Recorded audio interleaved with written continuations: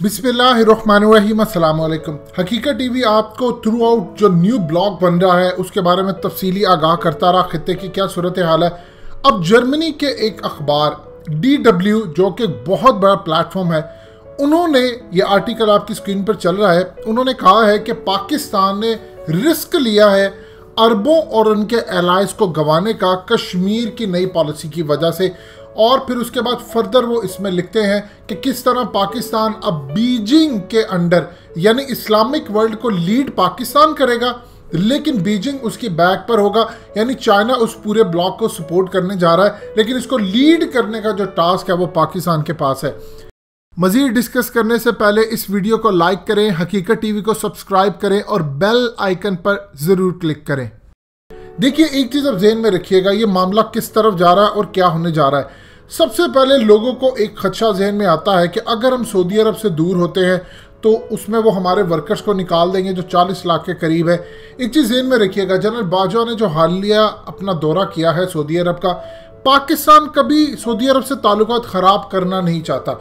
देखिए, सऊदी अरब के backdoor Israel से मामला तय है, मुसाद के अहम लोग सऊदी अरब आ चुके हैं, मामला सारे के सारे जेरेड कुशनर ने तय करवा दिए हैं, UAE के साथ मामला तय है। और इस वक्त माइक पोम्पियो पहले इसराइल और उसके बाद अरब कंट्रीज हर जगह जाने के लिए पूरा उनका टूर आ चुका है। अब इस सूरत हाल के अंदर पाकिस्तान ने क्या सऊदी अरब को यह बात की कि आप इसराइल को तस्लीम ना करें। देखिए, पाकिस्तान ने जो पॉलिसी दी है वो एट अ टाइम आप दो तरह से चल सकते हैं। हम सऊदी अरब के साथ अपने ताल्लुकात रखना चाहते हैं, वहाँ हमारे मुकद्दस मकामात है, हमारी फौज से लेकर आम आदमी अपनी ज़िंदगी तक देने को तैयार है, लेकिन अब हमने आगे भी देखना है। हमने सारी ज़िंदगी ऐसा नहीं रहना कि फलाना प्रेशर आए। अब सबसे पहले लोगों के जहन में ये बात आती है कि आज इंटरनेशनल मीडिया पर ये चीज़ें डिस्कस हो रही है, मुस्लिम ब्लॉग बन रहे हैं, ये पीछे सूरत हाल चल क्या रही है।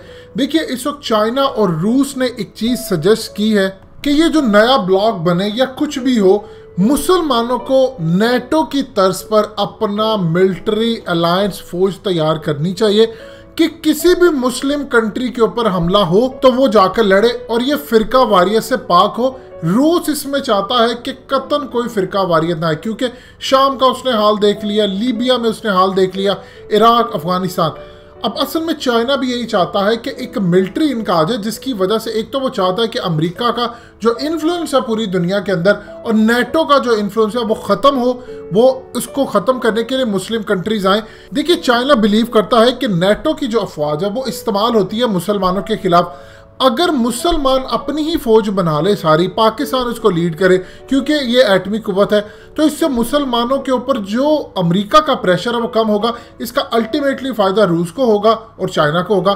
चाइना ये मामला चाहता है। अब ये जो हालिया मिलिट्री अलायंस बना है सऊदी अरब के अंदर, ये असल में किसी काम का नहीं है अलायंस, सिर्फ इतना है कि सऊदी अरब की हिफाजत हुई है और राहील शरीफ ने उसमें रोल प्ले किया, लेकिन मामला तब बड़े डिफरेंट हो चुके हैं।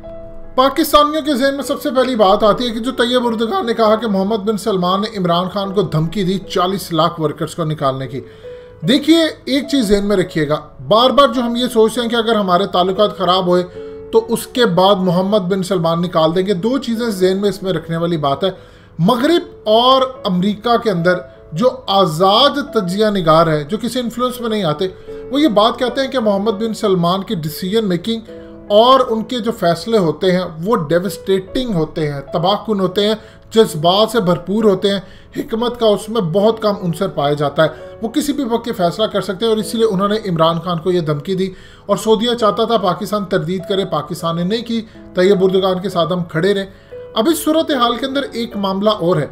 आप क्या समझते हैं कि सऊदी अरब हमारे वर्कर्स अगर निकालेगा, पहली तो बात है वो इस तरह का अब काम नहीं करे, क्योंकि अब ये खबर इंटरनेशनल मार्केट में आ गई है। आप किसी वक्त 5 लाख लोग भी निकाल दें तो पूरी दुनिया में खबर बनती है। आप 40 लाख वर्कर्स को निकाल के आपने रिप्लेस किसको करना है? आपने क्या पूरे सऊदी अरब को जैम कर देना है? यानी 40 लाख वर्कर्स, उनका तजर्बा, क्या आसानी से उसकी रिप्लेसमेंट आपको मिल जाएगी? इस तरह नहीं होता कि कंट्री ऑलरेडी सऊदी अरब की बैठ रही है, उनका पूरे का पूरा स्ट्रक्चर तबाह है, वहाँ पाकिस्तानियों के कारोबार हैं, वहाँ पर वो कई सालों से मेहनत मजदूरी करें, की पोस्ट पर है, डॉक्टर्स हैं, आप सबको निकाल के अचानक समझे कि हम बांग्लादेश से लेंगे, इंडिया से लेंगे, ये रिप्लेसमेंट इतनी आसान नहीं होती। आज भी अगर आप करना शुरू करें तो आपको कई साल चाहिए ये काम करते हुए, और उसके बाद ये देखना है क्या कोई एक बड़ा डॉक्टर जो इंडिया के अंदर बड़े अच्छे लेवल पर या दुनिया में कर रहा है, वो क्यों छोड़कर सऊदी अरब के अंदर आएगा पाकिस्तान के डॉक्टर को रिप्लेस करने? तो लिहाजा ये इतना आसान नहीं है कि चीज़ें एकदम रिप्लेस करना शुरू हो जाए।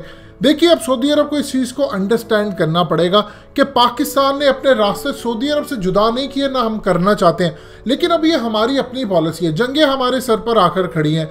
इंडिया हर वक्त लड़ाई के लिए तैयार रहता है। गिलगित बल्तिस्तान में वो शायद अब तक हमला कर चुका होता अगर इंडिया को लद्दाख में प्रॉब्लम उस वक्त फेस ना करनी पड़ती। अगर इस वक्त चाइना ने दबोचा ना होता इंडिया को, तो आप इस वक्त अड्डे बन चुके होते इसराइल के और अमेरिका के, और वो हमारे सर पर आकर बैठे होते।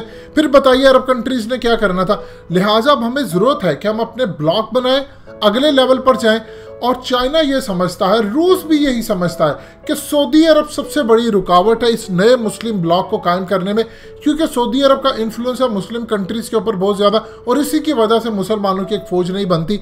और अरब कंट्रीज़ अब चूँकि इसराइल के साथ उनका झुकाव बहुत ज़्यादा हो चुका है, लिहाजा अब तो मामला मज़ीद ख़राब है। लिहाजा एक चीज़ समझ लें कि सजेशंस और इस पर काम मुकम्मल तौर पर हो रहा है कि नई मिलिट्री अलायंस कायम की जाए, फ़िरका वारियत से पाक हो, चाहे सऊदी अरब से लेकर ईरान से लेकर शाम, अफगानिस्तान, पाकिस्तान, खुदा नासा दुनिया की किसी भी कंट्री में मुसलमानों के खिलाफ कोई बैरूनी ताकत हमला आकर करे तो ये सारे एक हो जाए। लेकिन अमेरिका और इसराइल ये नहीं चाहते। रूस और चाइना का ये प्लान है कि अब एक मिलिट्री अलायंस मुसलमान बना ले और उनके साथ अब अगले मरहले पर रूस आए। रूस अपनी जो इत्तेहादी ममालिक है उनको भी साथ ले आए, और चाइना आए। चाइना अपने इत्तेहादी ममालिक, चाहे वो नेपाल हो, भूटान हो, या दुनिया में जहाँ जहाँ उसका इन्फ्लुएंस है उसको लेकर आए। तो वो पूरी दुनिया के अंदर एक UN टाइप एक अलग से सेटअप हो, जो कि पूरी दुनिया के अंदर अमेरिका और इसकी गुंडागर्दी या इसराइल की गुंडागर्दी के खिलाफ कायम हो। ये इस वक्त की नई डेवलपमेंट्स हैं जो होने जा रही हैं। दोस्तों, हकीकत टीवी को सब्सक्राइब करना मत भूलिए, वीडियो को लाइक करें, शेयर करें और कमेंट सेक्शन में अपनी राय का इजहार ज़रूर करें।